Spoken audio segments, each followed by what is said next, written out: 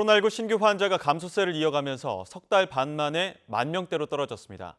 이런 가운데 정부는 확진자의 격리 의무를 없애는 안착기 전환 시점을 오는 20일 결정에 발표할 예정이라고 밝혔습니다. 취재기자 연결합니다. 신현준 기자. 네, 신현주입니다.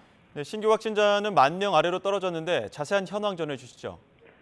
네, 오늘 0시 기준 신규 확진자는 13,296명으로 하루 전에 절반 수준으로 줄었습니다.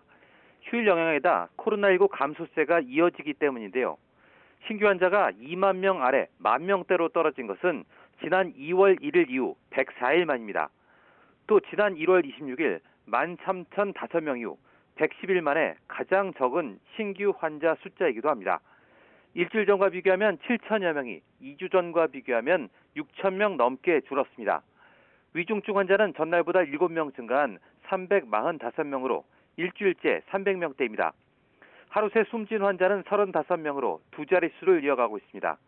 누적 사망자는 23,744명으로 치명률 0.13%를 유지하고 있습니다.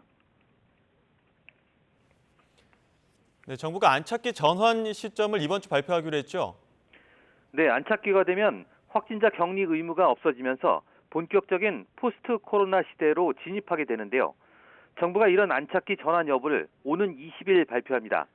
중앙사고수습본부는 오늘 오전 브리핑에서 안착기 전환을 두고 전문가와 지방자치단체의 의견을 수렴 중이라면서 오는 20일 중대본 회의를 거쳐 발표할 수 있을 것이라고 밝혔습니다. 앞서 정부는 지난 4월 25일부터 코로나19의 법정 감염병 등급을 기존 1급에서 2급으로 낮추면서 오는 22일까지 한 달간 이행기를 뒀습니다. 계획대로라면 4주 이행기가 끝나는 오는 23일부터는 안착기로 넘어가면서 확진자의 7일 의무 격리가 풀리게 됩니다.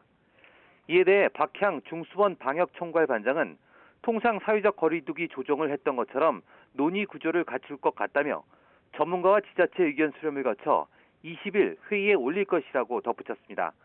아직 인사청문회 인준 지연 등으로 방역 전략의 주요 의사결정자가 확정되지 않은 게 변수 아니냐는 지적에 대해선 방역당국은 중대본의 지휘부가 바뀌는 과정이어서 의사결정이 평소보다 더딘 측면은 있지만 국민에게 문제없는 방향으로 검토하겠다고 강조했습니다.